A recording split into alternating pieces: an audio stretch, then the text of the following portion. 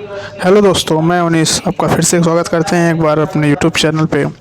और दोस्तों, आज हम स्टार्ट कर रहे हैं हिंदी की अपनी एक श्रृंखला, जिसमें कि सारे ही चैप्टर वाइज प्रैक्टिस होंगे। जो टॉप क्वेश्चन पूछे जा सकते हैं, वो प्रीवियस ईयर के क्वेश्चन, उसको हम डिस्कस करेंगे। तो दोस्तों, इसी कड़ी में आज हमारा पहला पार्ट है। जो पहला पार्ट आज हम डिस्कस करेंगे वो है हमारा वर्णमाला का। तो दोस्तों, आज वर्णमाला के हम कुल 50 क्वेश्चन हम आज डिस्कस करेंगे। तो आप लोग, उम्मीद है कि ये श्रृंखला जो चल रही है आप लोगों के लिए बहुत ही फ़ायदेमंद होगी। तो आप इसका जितना ज़्यादा से ज़्यादा फ़ायदा उठा सकते हैं उठाइए, और हम देखेंगे कि कैसे क्वेश्चन को ऑप्शन एलिमिनेट करके भी आप बहुत आसानी से कर सकते हैं। तो आइए दोस्तों, जैसे कि आप पहला क्वेश्चन देख रहे हैं कि इसमें लिखा है कि अंग और अ कौन सा वर्ण है। तो जैसा कि आप जानते हैं कि अंग और अ जो होता है ये अयोग वा का ही हिस्सा होता है। अयोग वा को हम दो पार्ट में बांटते हैं। तो जैसे कि पहला पार्ट जो होता है वो कहलाता है हमारा अनुस्वार, और दूसरा जो होता है वो हमारा कहलाता है टॉपिक विसर्ग। तो आप जैसा जानते हैं कि जो ये अंग होता है वो क्या कहलाता है, अनुस्वार, और विसर्ग जो होता है उसे हम अ को कहते हैं। अब यहाँ पर क्वेश्चन पूछा गया है, क्वेश्चन को ध्यान से ज़रा देखने की ज़रूरत है कि क्वेश्चन दोस्तों यहाँ पर पूछा गया है कि अंग और अ कौन सा वर्ण है।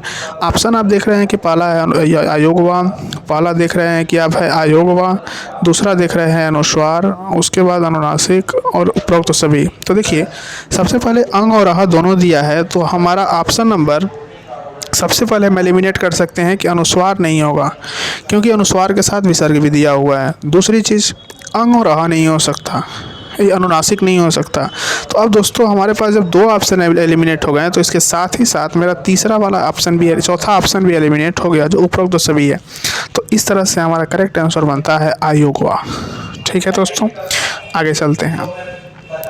आगे क्वेश्चन आपका है कि वे ध्वनियाँ जो स्वरों की सहायता के बिना उच्चारित नहीं हो सकती। जैसा कि आप जानते हैं कि कोई भी व्यंजन जो होता है वो हमेशा स्वरों की सहायता से बोला जाता है, और जो भी स्वरों की सहायता, मतलब व्यंजन ऐसा कोई हो ही नहीं सकता जो कि हमारा स्वरों की सहायता के बिना बोला जा सके।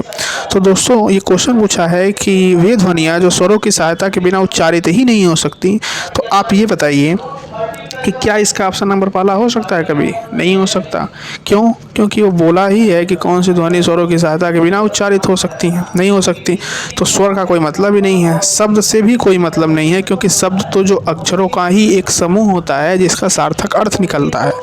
तो दोस्तों, दो ऑप्शन आपके सीधे एलिमिनेट हो गए। आप देखते हैं कि चौथा अक्षर है संयुक्ताक्षर, और संयुक्ताक्षर का मतलब होता है दो अलग अलग व्यंजनों से मिलकर ये बने होते हैं। तो दोस्तों, ये तीनों ही ऑप्शन गलत हैं। ऑप्शन नंबर इसका करेक्ट होगा ऑप्शन नंबर सी, व्यंजन जो कि स्वरों के बिना उच्चारित नहीं हो सकते। आगे देखिए दोस्तों, तीसरा क्वेश्चन है आपका, महाप्राण ध्वनि नहीं है। तो ये क्वेश्चन में पूछा गया है कि महाप्राण ध्वनि नहीं है। इसका अर्थ है कि ये पूछा जा रहा है कि एक अल्प प्राण कौन है। तो अल्प प्राण का ट्रिक है, देखिए आप सिंपल सी अल्प प्राण का एक ट्रिक नोट कर लीजिएगा, कभी आपका क्वेश्चन गलत नहीं होगा। देखिए, हर एक वर्ग का पहला, तीसरा और पांचवा वर्ण जो होगा, और उसके बाद अंतस्थ व्यंजन। दोस्तों, अंतस्थ व्यंजन में आप जानते हैं क्या क्या होता है। इसमें होता है आपका य, र, ल, और एक होता है आपका व। तो ये सारे ही क्या होते हैं, अंतस्थ व्यंजन। तो आप इसको बोल सकते हैं कि 135 अंतस्थ अल्प प्राण है। तो देखिए, अब हम देखते हैं अब ख कहाँ पे आता है। देखने वाली बात है, 1 3 5 होना चाहिए, और ख हमारा 2 पे आता है, यानी कि ये कौन सी ध्वनि है, महाप्राण। और ये पूछा है कि कौन महाप्राण ध्वनि नहीं है। तो अब दूसरा देखिए, ट के बाद ठ आता है, तो ठ भी दूसरे पे आता है, यानी ये भी क्या होगी, हमारी महाप्राण ध्वनि होगी। त के बाद थ आता है, और थ के बाद द आता है, यानी कि तीसरे पे आ रहा है, और यही हमारा करेक्ट आंसर होगा। तो उम्मीद है दोस्तों आपको ये चीज़ समझ में आई होगी। तो सबसे ज़्यादा ज़रूरी होता है कि आप जितना जल्दी जितने ऑप्शन को एलिमिनेट कर पाएँ। आगे आते हैं। देखिए, अब लिखा है ये अर्धविवृत स्वर कौन है। देखिए, 4 प्रकार के स्वर होते हैं। एक होता है समृद्ध स्वर, एक होता है अर्ध समृद्ध, एक विवृत, और चौथा होता है अर्धविवृत। तो समृद्ध जो होता है उसमें ये होता है कि स्वर, जो स्वरों का उच्चारण होता है उसमें आपका मुंह खुलता ही नहीं है। जैसे ई और ई आप बोलेंगे तो ई में आपका मुंह खुलता ही नहीं है, तो ये क्या हो जाएगा, तो ये होगा आपका समृद्ध। लेकिन जो विवृत होता है उसका मतलब होता है मुंह का आकार पूरा खुल जाए, और अर्धविमृत का मतलब होता है मुंह का आकार आधा से थोड़ा सा ज़्यादा खुला रहे। समृद्ध का मतलब बिल्कुल बंद रहता है और समृद्ध का मतलब थोड़ा सा खुला रहता है। तो दोस्तों आप यहाँ देखिए कि क्या ई तो हमारा क्या हो गया, ई तो हो ही नहीं सकता, क्योंकि जो ई ऑप्शन है हमारा वो है हमारा क्या, समृद्ध स्वर। ए हमारा करेक्ट आंसर है, क्योंकि है और ओम का उच्चारण ये स्वर नहीं है, और स्वरों को ही वर्गीकृत किया गया है मुख की आकृति के आधार पर। तो दोस्तों आपको उम्मीद है कि क्वेश्चन समझ में आया होगा। इसका ऑप्शन सही है ऑप्शन नंबर 2। आगे अब देखिए ये क्वेश्चन पूछा गया है कि निम्न में से कौन सा पश्च स्वर है। पश्च स्वर का मतलब होता है जो हमारे पिछले हिस्से से उच्चारित होता है। तो दोस्तों सबसे इसका आसान तरीका होता है कि आप मिला लीजिए, कि आप बोल कर देख लीजिए कि कौन सा स्वर जो है कि पिछले हिस्से से उच्चारित हो रहा है। जैसे आप ई बोल रहे हैं तो ई में आपका जीभ का अगला हिस्से का प्रयोग हो रहा है, तो दोनों ई ऑप्शन हट गए। ये दोनों ई ऑप्शन तो हो नहीं सकते, दोनों ई वाले ऑप्शन नहीं हो सकते। तो याद रखिएगा और आ में एकमात्र ऐसा स्वर होता है जो क्या होता है, मध्य स्वर। इसमें जीभ का मध्य हिस्सा भाग लेता है, इसलिए आपका करेक्ट आंसर होता है ऑप्शन नंबर ए। अब दोस्तों देखिए यही क्वेश्चन दोबारा रिपीट हो गया। बहुत इंपॉर्टेंट क्वेश्चन है, जितना हम आपको करा रहे हैं बस इतना कर लीजिए, ये बहुत ज़्यादा सफिशिएंट होगा आपके सारे एग्जाम के लिए वर्णमाला की दृष्टि से। अब देखिए समृद्ध स्वर पूछा है, तो मैंने पहले ही बताया था समृद्ध स्वर आपका होता है ई और ई, तो इसका बिना सोचे आंसर है ऑप्शन नंबर 1। दोस्तों अगला क्वेश्चन है प्लुत स्वर। प्लुत स्वर देखिए आप याद रखिएगा, सिर्फ एक ऑप्शन आपसे बार बार पेपर में पूछा जाता है, और प्लुत स्वर आपका होगा कौन, ऑप्शन नंबर 4। देखिए लिखा है ए स्वर कौन है। अभी हमने क्वेश्चन किया था कि जो ए हमारा स्वर होता है वो कौन सा स्वर होता है, अर्धविवृत स्वर होता है। इसमें मुख का आकार आधे से थोड़ा सा ज़्यादा खुला रहता है। अब देखिए ह्रस्व। दोस्तों दो चीज़ें आपके वर्णमाला में प्रयोग होती हैं, एक होता है ह्रस्व और दूसरा होता है दीर्घ। तो दोस्तों ह्रस्व और दीर्घ में अंतर क्या है इतना जानिए। जो भी छोटे अक्षर होते हैं, जैसे बोलते हैं अ, छोटा ई, उसके बाद छोटा ऊ, ये सारे ह्रस्व होते हैं। और दीर्घ का मतलब होता है बड़ा। जो दो समान दीर्घ स्वरों, दो समान ह्रस्व स्वरों से मिलकर अगर कोई भी स्वर का निर्माण होता है तो वो हमारा कहलाता है दीर्घ स्वर। तो आप देखिए क्वेश्चन में क्या पूछा गया है। देखिए क्वेश्चन में पूछा गया है कि ह्रस्व स्वर का उदाहरण कौन है, तो ये तो बड़ा है, ये नहीं हो सकता। आ बड़ा है, ये नहीं हो सकता, ये तो हो ही नहीं सकता क्योंकि ये व्यंजन है। तो ऑप्शन नंबर कौन है, एक, और उसके बाद छोटी ई और छोटा ओ, उसके बाद जो री होता है वो आपका क्या होता है, ह्रस्व स्वर होता है। ठीक, अगला क्वेश्चन देखते हैं। इसमें पूछ रहा है कौन सा वर्ण महाप्राण है। अब महाप्राण में क्या है, ध्यान से देखिएगा। महाप्राण का ट्रिक है कि दूसरा, चौथा प्लस उसमें व्यंजन जो होते हैं हमारे वो होते हैं क्या, उसमें व्यंजन होंगे हमारे वो महाप्राण होते हैं। तो आप देखिए क्या प किस स्थान पर आता है, तो प आपका पहले स्थान पे आता है, ऑप्शन नहीं हो सकता। आगे आइए, देखिए जो आपका ऑप्शन हो सकता है तो च छ ज तीसरे पे आता है, ये भी नहीं हो सकता। क पहले पे आता है, नहीं हो सकता। एक ही ऑप्शन है ऑप्शन नंबर 4 ख, और इसका करेक्ट आंसर होगा ख महाप्राण है। अगला क्वेश्चन आते हैं दोस्तों। देखिए अभी देखिए मैंने क्वेश्चन कराया था कि जीवा की स्थिति के आधार पर मध्य स्वर कौन है। तो जीवा की स्थिति के आधार पर मध्य स्वर एकमात्र है कौन, अ। आगे देखिए लिखा है कि दिए गए विकल्पों में से जीव के मध्य भाग से निकलने वाला स्वर कौन है। दोस्तों इतना इंपॉर्टेंट क्वेश्चन है कि इतना आप सोच भी नहीं सकती। तो इसका फिर करेक्ट आंसर होगा ऑप्शन नंबर ए। नेक्स्ट देखिए लिखा है निम्न में से पश्च स्वर कौन है। तो जो आप आ बोलेंगे तो आ में आपका पिछला हिस्सा आप देख रहे होंगे कि इफेक्ट हो रहा होगा, यानी कि प्रभावित हो रहा होगा। तो इसलिए इसका ऑप्शन नंबर कौन सही होगा, ऑप्शन नंबर 4 करेक्ट होगा। जीवा के आधार पर कौन सा एक स्वर का प्रकार नहीं है। दोस्तों जीवा के आधार पर स्वर के 3 प्रकार होते हैं, और वो होता है, ध्यान से देखिएगा, वो होता है आपका पश्च स्वर। देखिए पहले बताते हैं, अग्र होगा, पश्च होगा और तीसरा होगा मध्य। तो अब देखिए इसके अलावा यहाँ पे कौन सा ऑप्शन दिख रहा है, तो आप देखेंगे समृत। ये तो मुख के खुलने की आकृति के आधार पर होता है दोस्तों, समृत और अर्धसमृत, विपरीत और अर्धविपरीत। आगे चलते हैं।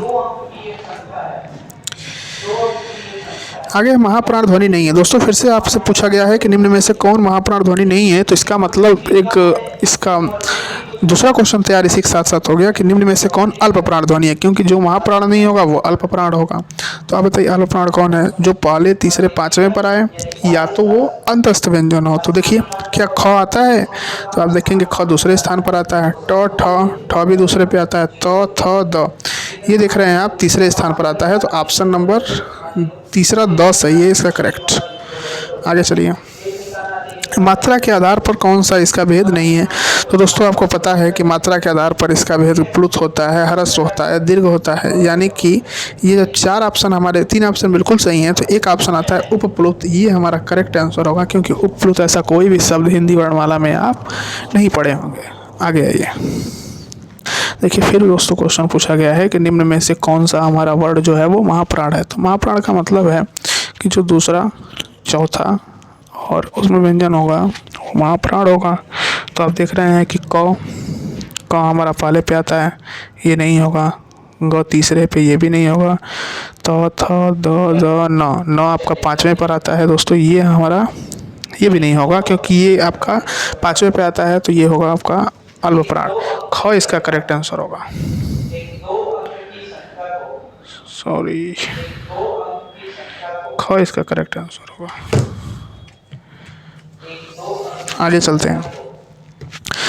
निम्न में से कौन सा अर्धसमृत स्वर का उदाहरण है। अब देखिए, अब अर्धसमृत स्वर देखना है हमको। तो अर्धसमृत का मतलब होता है जो मुख की आकृति बंद से थोड़ी ज़्यादा खुली होगी, यानी कि आधे से कम। तो आप देख रहे हैं ई तो हमारा समृत होता है होगा नहीं। ओ में आपका ऊ और ओ, तो दोस्तों इसका करेक्ट आंसर होगा ऊ।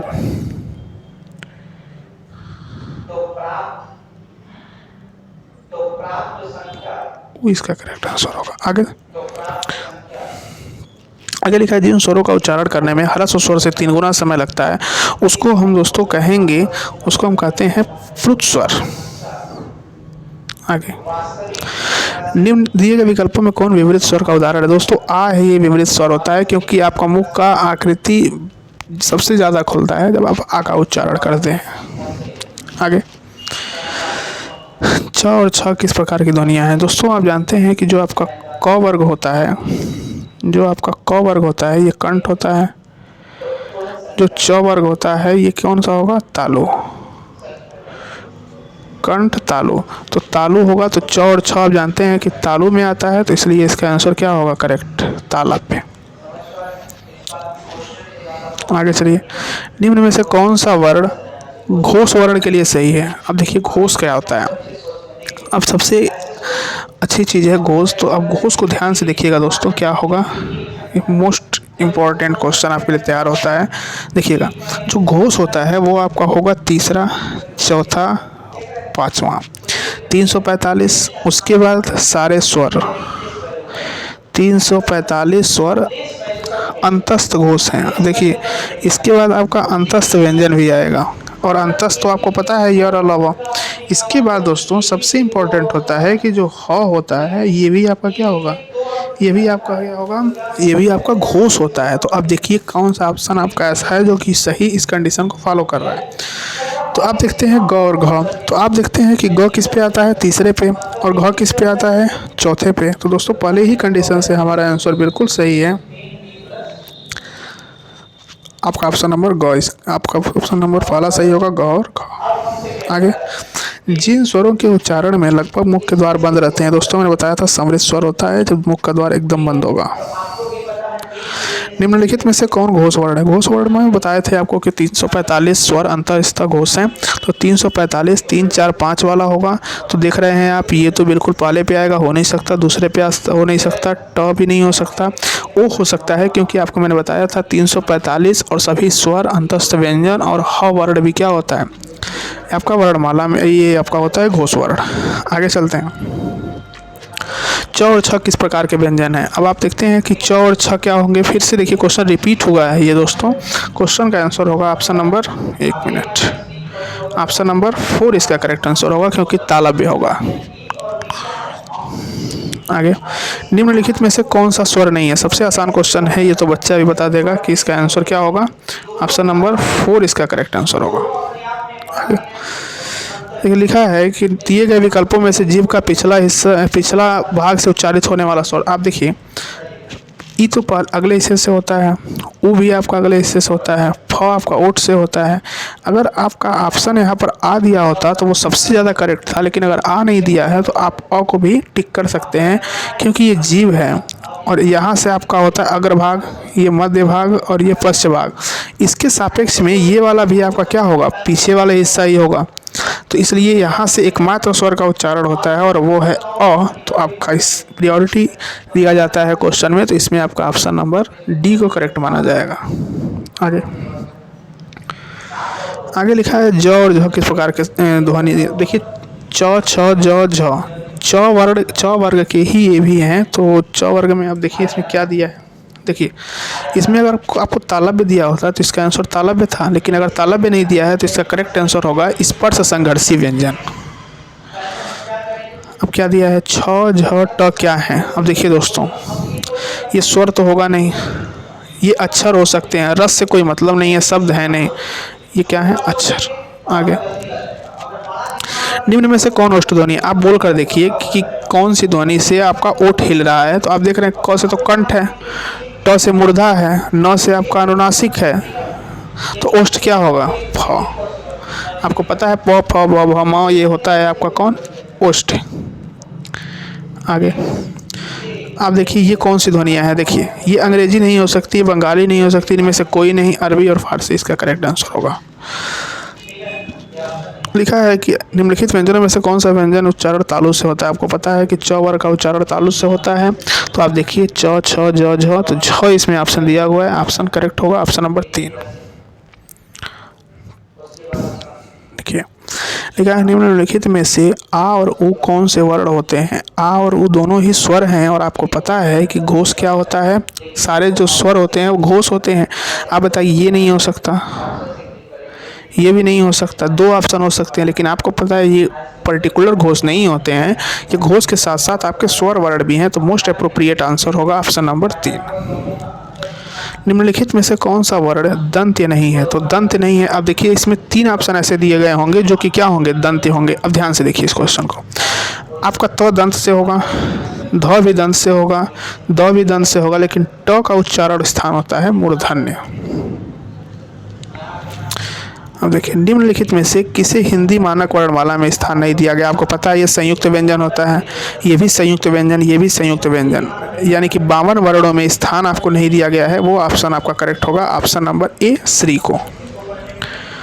देखिए, निम्नलिखित में से च कौन सा वर्ण है। अब ध्यान से देखिए, च आता है आपका पहला, और पहले वर्ग में जो होता है घोष तो हो नहीं सकता, क्योंकि आपको पता है 3 4 5 होता है। अघोष में आपका होता है 1 3 और 5। तो दोस्तों ऑप्शन आपका सही है ऑप्शन नंबर 2। स्वर वर्ण नहीं हो सकता, स्वर नहीं हो सकता, तो वैसे ही बिना चेक किए इसका आंसर क्या था, ऑप्शन नंबर 2। आगे, निम्नलिखित में से किसमें तालव्य वर्ण का सही प्रयोग हुआ है। दोस्तों, एक एडवांस लेवल का क्वेश्चन पूछा गया RAS के पेपर में। तो आप देखेंगे कि तालव्य वर्ण का सही प्रयोग मतलब कि वो ध्वनि, वो अक्षर जो होंगे वो तालव्य ही होंगे। तो आपको पता है कि तालव्य से सिर्फ एक ही बना है यहाँ पर, ऑप्शन नंबर 2। निम्नलिखित में से कौन सा वर्ण ओष्ठ नहीं है। ओष्ठ से मतलब ये है कि इसका उच्चारण स्थान ओष्ठ से होता होगा। तो देखिए, कौन ओष्ठ नहीं है, ब ओष्ठ है, ओ भी ओष्ठ है, आ ओ। देखिए, ये तीनों ही ऑप्शन जो हैं ये ओष्ठ हैं, तो यानी ये तीनों ही सही हैं, यानी ये ऑप्शन आपका अलग है, तो ये करेक्ट होगा। आगे, निम्नलिखित में से कौन सा में मूर्धन्य का सही प्रयोग नहीं हुआ है। मूर्धन्य का सही प्रयोग हुआ है। दोस्तों, क्वेश्चन को आसान से ध्यान से पढ़िए। मूर्धन्य अगर आपका शब्द है तो वर्ण भी क्या होगा, अक्षर भी मूर्धन्य ही होगा। और आपको पता है मूर्धन्य सिर्फ एक है, ऑप्शन नंबर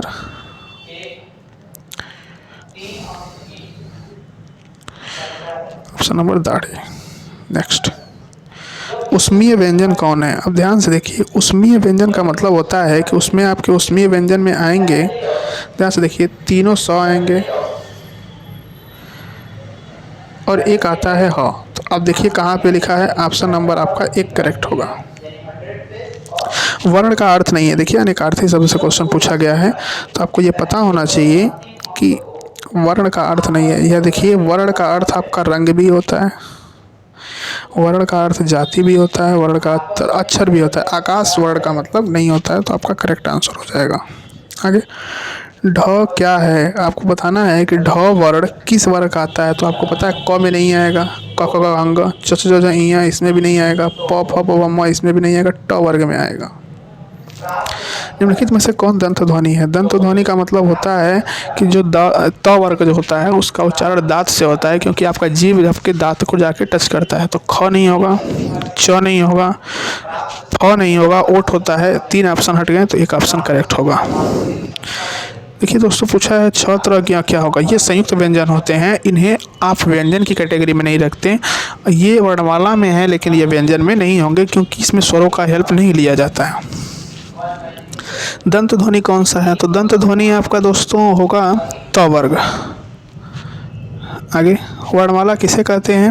वर्णमाला वर्णों के व्यवस्थित समूह को कहते हैं। आगे, घ क्या है, क वर्ग का है, तो क वर्ग क्या होता है, कंठ होता है। आगे, ढ क्या है, ढ आपका होगा दोस्तों मूर्धन्य। कंठ ध्वनियाँ कौन है। कंठ ध्वनियाँ आपका क ख ग घ अंग। नवीन विकसित ध्वनियाँ दोस्तों आगत व्यंजन बोला जाता है इनको। इन्हें अरबी फारसी व्यंजन के नाम से भी जाना जाता है। ऑप्शन नंबर 1 करेक्ट होगा। आगे, निम्नलिखित में से तालव्य वर्ण कौन सा है। तालव्य का मतलब होता है जिसका उच्चारण तालु से हो। तो त वर्ग इसका आंसर होगा क वर्ग दोस्तों, इसका आंसर होगा आपका त वर्ग। सॉरी दोस्तों, इसमें आपका त नहीं होगा, तो होता है दंत। आपका यहाँ पर करेक्ट आंसर होगा य। कीचू ऐसा नाम तालु होता है दोस्तों, हम आपको स्पेशल क्लास लेंगे, उसमें बताएंगे। ओ का उच्चारण स्थान ध्यान से देखिए। ओ को जब आप बोल रहे हैं तो आपका ओष्ठ का प्रयोग हो रहा है, और ओष्ठ के साथ साथ आपके कंठ का भी प्रयोग हो रहा है, इसलिए इसका करेक्ट आंसर होगा ऑप्शन नंबर 1।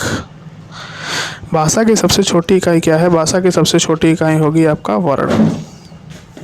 कंठ ध्वनियाँ कौन होती हैं। कंठ ध्वनि आपका होगा क वर्ग, तो इसका इस हिसाब से ऑप्शन नंबर 1 करेक्ट होगा।